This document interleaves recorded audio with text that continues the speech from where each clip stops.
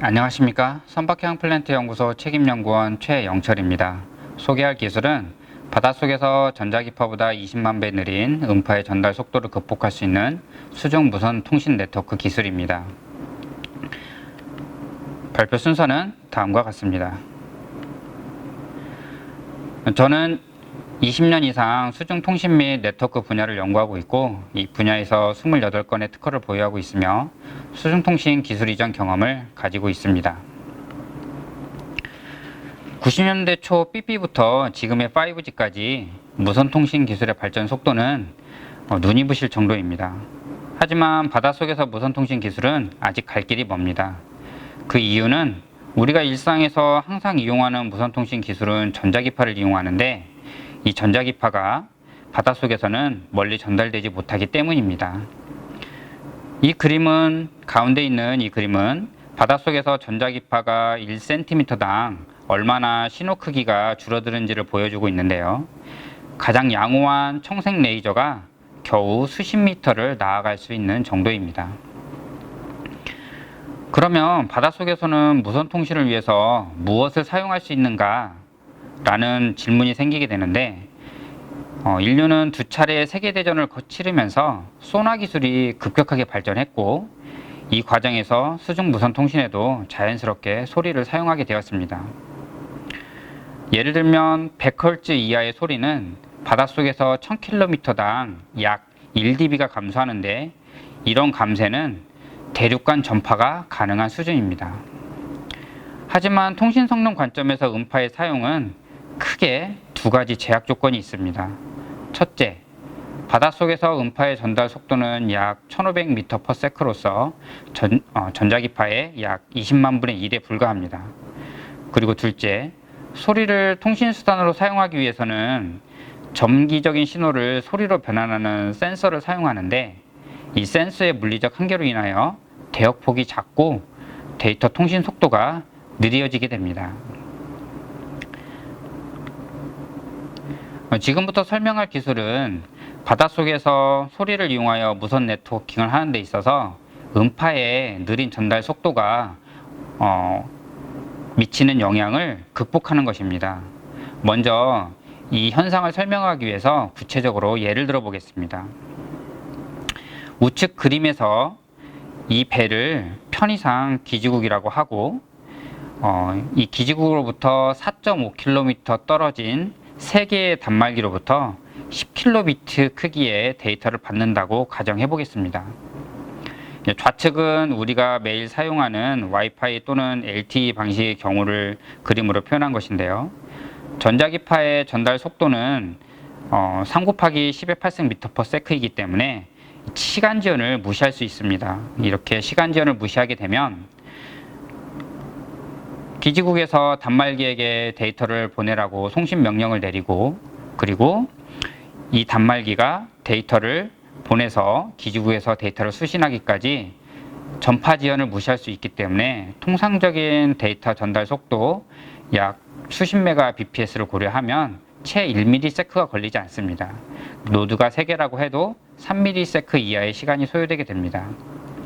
하지만 이게 바닷속으로 들어오게 되면 음파는 초당 1.5km를 갈 수 있기 때문에 데이터 송신 명령이 전달되는데 약 3초, 그리고 통상적으로 바닷속에서 데이터 전송 속도가 10kbps 이하임을 고려하면 데이터를 링크에 로딩하는데 1초, 그리고 다시 데이터가 전달되는데 3초가 걸려서 총 7초가 소요됩니다. 그러면 노드가 3개라면 총 얼마가 소요되게 되냐면 21초가 소요되게 됩니다. 기지국 입장에서 보면은 3초 데이터를 전달하는데 18초를 낭비하게 되는 것입니다. 그래서 오늘 설명할 기술은 이렇게 발생하는 시간 지연에 따라서 발생하는 이러한 낭비 요소를 최대한 없애고자 하는 게 기술의 핵심이 되겠습니다.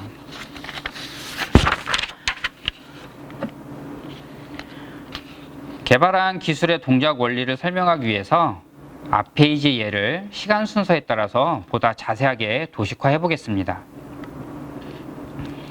기존 기술은 기지국에서 첫 번째 단말기에게 송신 명령을 내리고 이에 대한 응답으로서 첫 번째 단말은 데이터 패킷을 기지국에 전달합니다. 이 과정을 이와 같이 순차적으로 하게 되면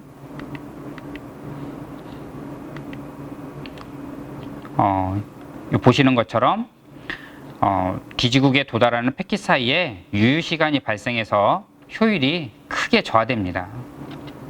반면에 개발한 기술은 기지국에서 여러 개의 단말기에 순차적으로 송신 명령을 내리는 것이 아니라 하나의 비콘 메시지에 각 단말기가 데이터 송신까지 대기하는 시간을 알려줍니다. 이 시간을 편의상 스케줄이라 부르겠습니다.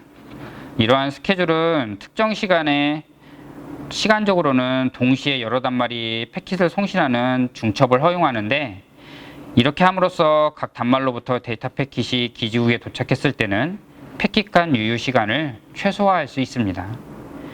전자기파의 경우에는 이와 같이 시간 영역에서 중첩되면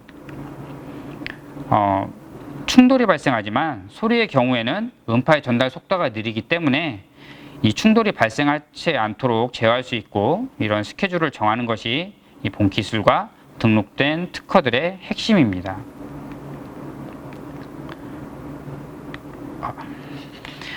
지금까지 설명드린 원리로부터 여러 가지 장점이 있지만 그 중에서도 이 본 기술은 기존 대비 채널 사용 효율이 크게 향상될 수 있고 최대 90%까지 가능합니다.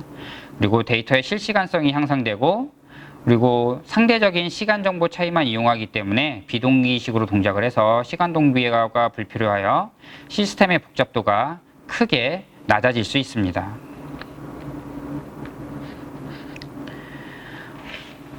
아이디어도 중요하지만 바다에서는 실제 구현을 하고 실험을 통해서 검증하는 과정 또한 시간이 많이 소요되고 어렵습니다.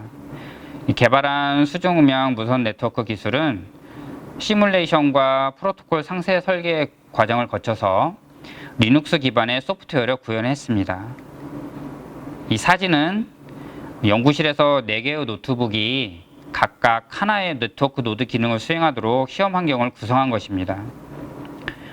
먼저 모뎀 없이도 소프트웨어 레벨에서 기능 검증이 가능하도록 모뎀의 역할을 대신할 수 있는 물리계층 에뮬레이션 소프트웨어와, 그리고 파라미터 설정 및 네트워크 성능 및 모니터링을 위한 GUI도 같이 구현하여 소프트웨어의 무결성을 먼저 검증하였습니다.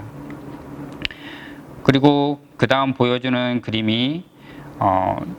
그림에서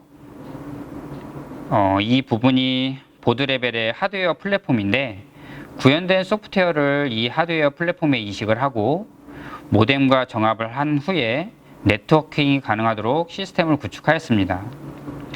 이제 이 시스템은 트랜스듀서에 연결되기만 하면은 실제 바닷속에서 동작을 하게 됩니다. 그러나 실외역 시험에서 리스크를 최소화하기 위해서는 이 디지털 시스템의 기능을 실제 실외역 시험과 유사한 환경에서 충분히 검증하는 것이 필요합니다. 이를 위해서 사진에서 보이는 실시간 채널 시뮬레이터를 활용하여 기능을 스텝 바이 스텝으로 검증하였고, 이 과정에서 예상하지 못했던 여러 가지 오류와 개선 사항을 도출하고 보완할 수 있었습니다. 작년 12월에는 거제 장목에서 부두 시험을 수행하였는데, 이때는 트랜스듀서까지 모두 연결해서 실제 적용 가능성을 확인할 수 있었습니다. 실험 구조 및 실제 실험 사진에 보이는 것처럼 총 3개의 노드로 실험을 했고요. 마지막 이 그림은 네트워크 상태 및 데이터 송수신 결과를 확인할 수 있도록 구현된 GUI입니다.